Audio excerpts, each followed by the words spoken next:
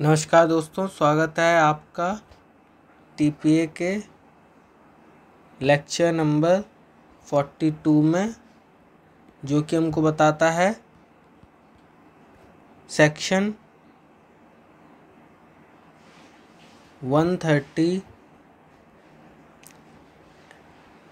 Actionable claim.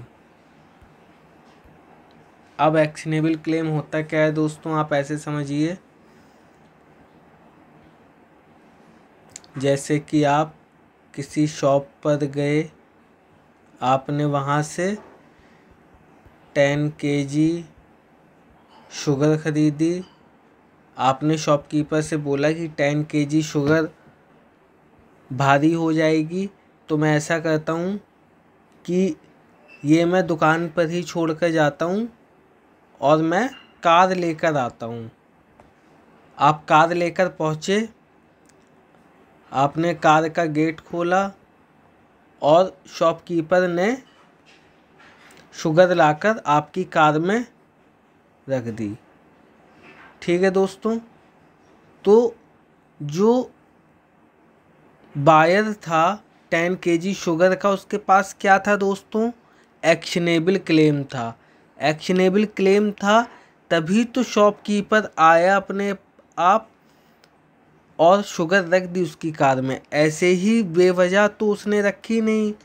क्यों रखी? क्योंकि जो 10 kg शुगर खरीदी थी बायर ने, तो बायर ने बोला कि मैं ये शुगर बाद में आकर ले जाऊंगा कार से जब आऊँगा। तो उस कार के ओनर के पास, मतलब कि जो कार लेकर आया है, जिसने 10 kg शुगर खरीदी है, उसके पास कौन सा राइट है दोस्तों? उसके पास राइट है एक्शनेबल क्लेम का, कि वो क्लेम कर सकता है।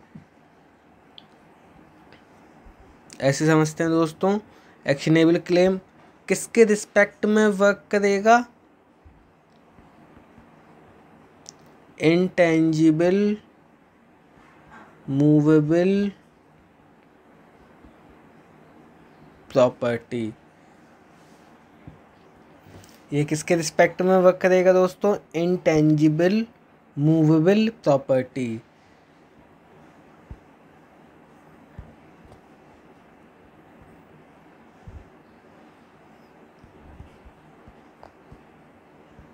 अनसिक्योर्ड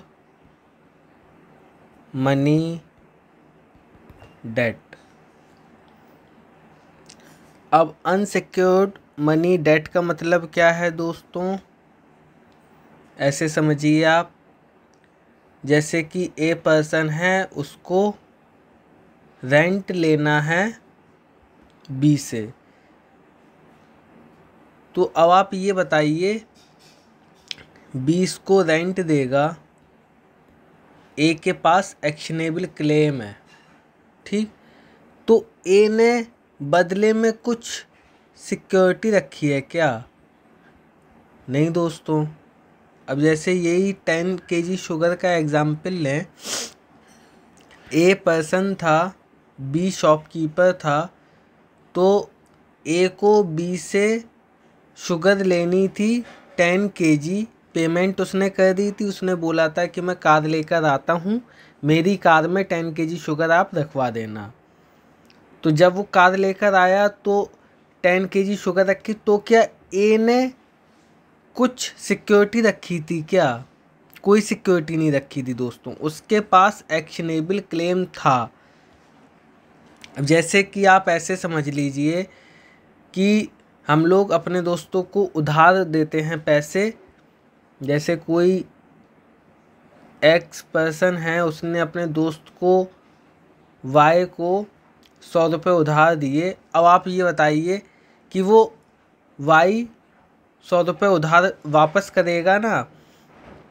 तो एक्स के पास ये एक्शनेबल क्लेम है।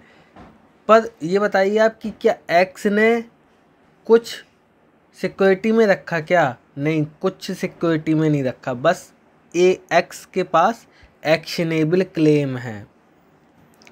तो अनसिक्योर्ड मनी डेट।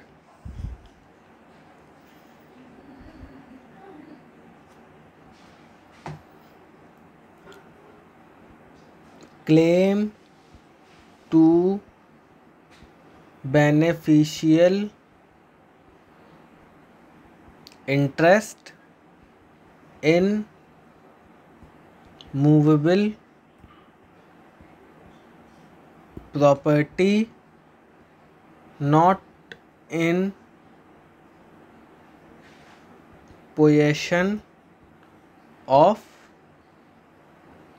क्लेमेंट। मतलब कि जो क्लेम कर रहा है। अब इसका क्या मतलब है दोस्तों, क्लेम टू बेनिफिशियल इंटरेस्ट।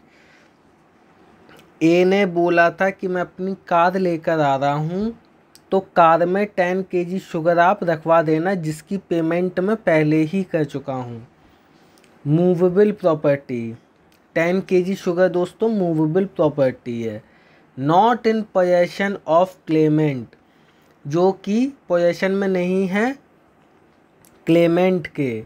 जो ए पर्सन है दोस्तों वो क्लेमेंट है, वो क्लेम कर रहा है अपना एक्शनेबल क्लेम को, अपने राइट को, अपने बेनिफिशियल इंटरेस्ट को वो क्लेम कर रहा है।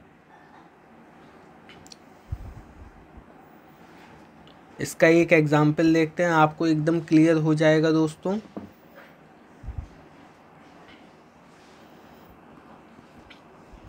ए टुक आ loan of ₹1000 from B.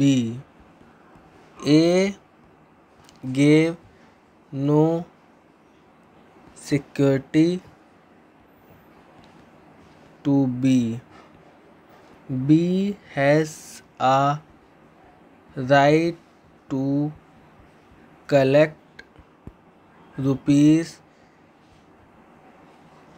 ₹10,000 from A. A took a loan of ₹10,000 from B. A has no security to B. B has a right to collect ₹10,000 from A. आगे देखते हैं दोस्तों, B has a right to collect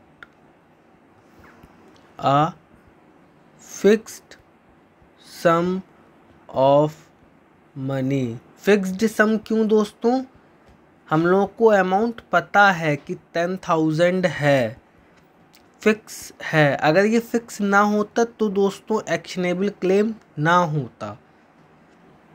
fixed sum of money not backed by any security.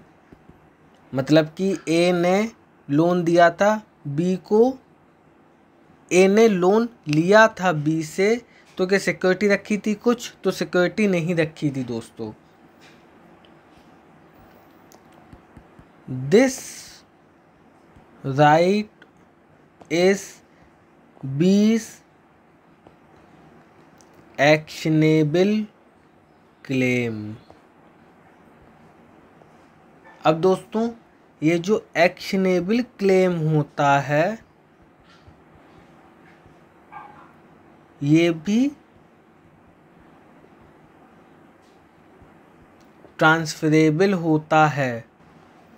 जैसे कि अगर B के पास actionable claim है कि वो ए से अपना लोन वापस ले, तो दोस्तों अगर बी चाहे तो किसी सी पर्सन को ये राइट दे सकता है कि ऐसा है, मैं तो जा रहा हूँ घूमने कुछ दिन के लिए बाहर, तो ए आकर तुमको लोन का पैसा वापस करेगा और तुम उससे वापस पैसे ले लेना। बस एक्शनेबल काफ़ी सिंपल है दोस्तों। आशा करता हूँ कि आपको समझ आया होगा। मिलते हैं नेक्स्ट लेक्चर में। अगर आपको वीडियो अच्छी लगी हो तो प्लीज़ चैनल को सब्सक्राइब कर दीजिएगा, वीडियो को लाइक कर दीजिएगा। टीपी हमारा एंडिंग पर है दोस्तों, इसके बाद हम स्टार्ट करेंगे CRPC plus BNSS। Thank you so much दोस्तों।